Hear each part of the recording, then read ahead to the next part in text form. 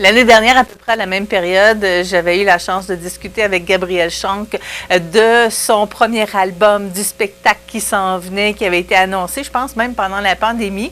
Spectacle qui a été annulé l'année dernière. Vous n'avez pas vu l'entrevue, malheureusement, mais je suis bien contente de pouvoir reprendre cette entrevue-là aujourd'hui parce qu'entre-temps est paru l'album Across the Room, un album absolument extraordinaire. Moi, c'est un de mes coups de cœur de l'année dernière. Et là, on va pouvoir découvrir Gabriel, et non seulement à découvrir, on va pouvoir l'entendre sur scène aussi. Bonjour! Allô? J'aimerais ça, tout d'abord, que vous me parliez. Qu'est-ce qui s'est passé l'année dernière? En fait, ce qui est arrivé, c'est que je venais à Montmagny faire le spectacle en duo.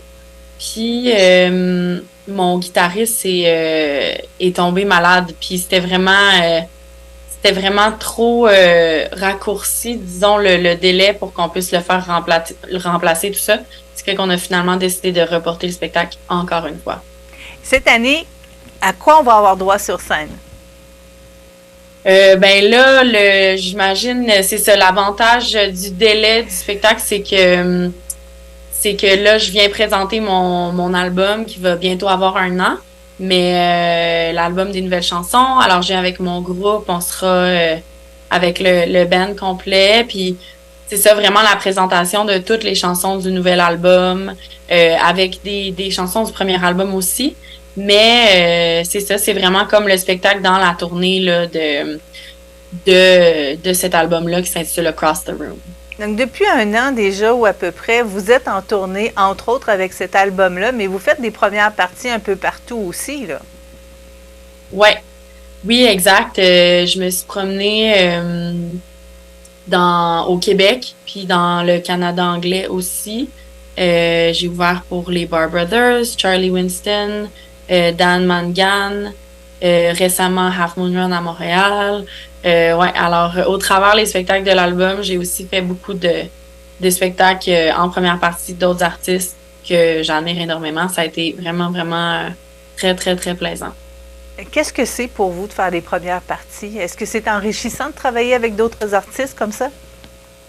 Oui, vraiment. Quand le fit est bon, tu sais, je pense que les premières parties que je fais, on les pense toujours dans le sens qu'on réfléchit toujours avant de dire oui pour que c'est ça, on veut que le fit soit bon, ce qui veut dire que ce que moi je présente, qu'il y ait une chance que ça plaise aux gens qui viennent voir l'artiste principal, parce que c'est ça qui arrive quand on ouvre un artiste, ben c'est pas gagné d'avance, tu sais, c'est ça, c'est vraiment un peu le concept de réchauffer la scène. Les artistes principaux aussi permettent à d'autres artistes plus émergents de se faire voir puis de se faire découvrir par leur public.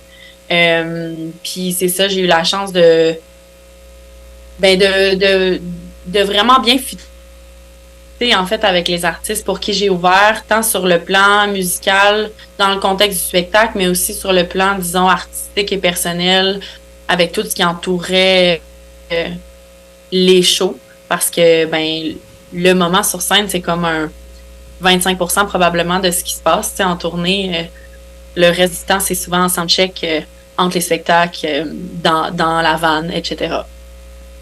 Je veux qu'on parle du début de votre carrière. Les gens vous ont découvert à la voix, entre autres. Ensuite de ça, il y a eu un premier album qui a très, très bien fonctionné. Un changement de maison de disque et un deuxième album. Comment vous avez travaillé ce deuxième album-là? Ça a été vraiment un processus quand même sur plusieurs années, je dirais. Ça a pris un moment avant que je trouve ce que je voulais faire pour le deuxième album à la suite du premier.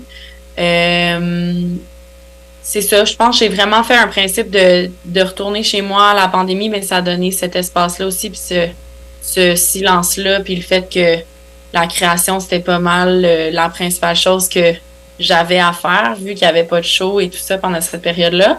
Fait que j'en ai profité pour créer chez moi. Puis après ça, d'emmener ça avec mes collaborateurs, qui sont aussi plusieurs de ceux-là, des amis de longue date.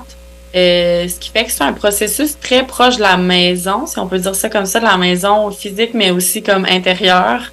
C'est très... ça se fait vraiment dans l'amitié aussi, je dirais, tout le processus de créer les chansons puis que ça soit mis sur disque, sur Internet, tout ça. Ça fait presque un an maintenant que vous vous promenez avec cet album-là. Est-ce qu'il a changé pour vous? Est-ce qu'il s'est transformé avec le temps dans vos oreilles? Ouais, je pense que le fait de jouer les chansons live, tu sais, le fait que les gens entendent les chansons aussi, tu sais, ça me donne de la perspective face à certaines chansons, justement, tu sais, je pense que ça transforme un peu ma relation avec les chansons au fil du temps. Parce que c'est ça, on dirait comment est-ce que les gens accueillent et perçoivent les chansons, mais ça me donne un regard qui est des fois nouveau et différent sur les différentes pièces. Fait que c'est sûr que ça évolue. Le fait de jouer en live aussi, il y a des chansons qui, c'est ça, tu sais, avec lesquelles c'est le fun de s'amuser en live, ce qui fait que ma relation avec les chansons est vraiment différente. Parce que c'est ça, c'est une étape différente de les jouer pour les gens que de les enregistrer en studio, je pense. Ce qui fait que, ouais, c'est ça, ça change vraiment au fil du temps. Il y en a qui, c'est ça, mes préférés varient tout le temps, je dirais.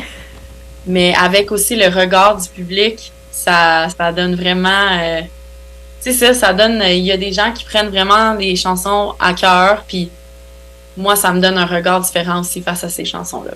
Avec l'album Across the Room, donc vous utilisez beaucoup la langue anglaise, mais vous êtes allé aussi avec une pièce en français cette fois-ci. Oui. Oui, c'est la chanson qui ferme le disque. C'est important pour moi d'avoir encore les deux parce que les deux langues, ça fait partie de mon quotidien. Il y en a une. En fait, c'est ça, je pense que quand j'écris, c'est pas...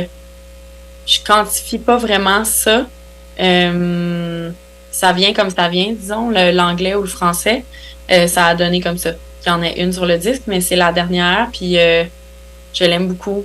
Une chanson que j'ai coécrite avec un de mes amis de longue date, en fait, un ami du secondaire qui est aussi auteur, compositeur, interprète, qui s'appelle Simon Lachance de Québec. On a co-signé le texte ensemble de cette chanson-là qui s'intitule Quand le calme reviendra. Donc, ça fait un an que l'album est paru. Je reviens là-dessus parce que, en tant qu'auteur, compositeur, interprète, j'imagine que ça continue à travailler dans votre tête puis qu'il y a déjà des nouvelles pièces là, qui ont été écrites dans la dernière année. Ouais, exact. Ben surtout, je pense, ces temps-ci, là, de nos jours, ça va vite. Les cycles d'albums, c'est pas ce que c'était.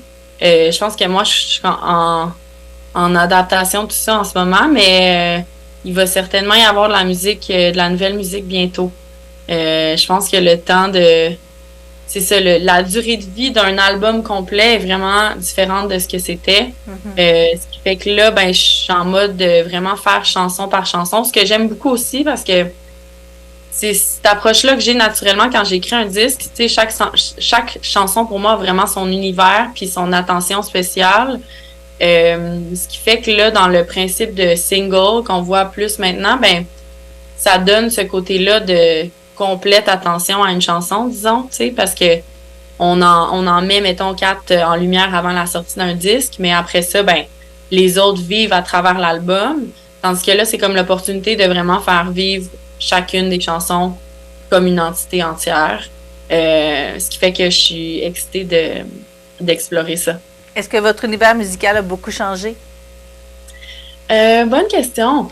Je dirais que oui puis non. Je pense que l'album que j'ai sorti est encore très à jour dans comme où est-ce que je suis située, mettons, artistiquement, puis dans mon évolution musicale, on va dire.